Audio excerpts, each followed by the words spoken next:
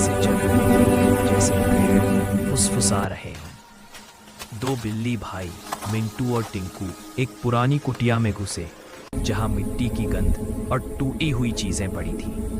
तभी कुटिया की दीवारों पर परछायां खुद ब खुद हिलने लगी। अचानक काली धुएं की लपट उठी और उसमें से जादूगरनी प्रकट हुई। उसकी आंखें लाल, बाल हवा में उड़ते हुए। वह गरजी, मेरे घर में कौन घुसा? मिंटू घबरा गया, लेकिन टिंकू डर के मारे उल्टा म्याऊं कर बैठा। म्याऊं। जादूगरनी रुक गई, फिर ठहाका मारकर हंस पड़ी। तुम दोनों तो डरपोक कम, मनोरंजन ज्यादा हो। उसने हाथ घुमाया, झन्ना।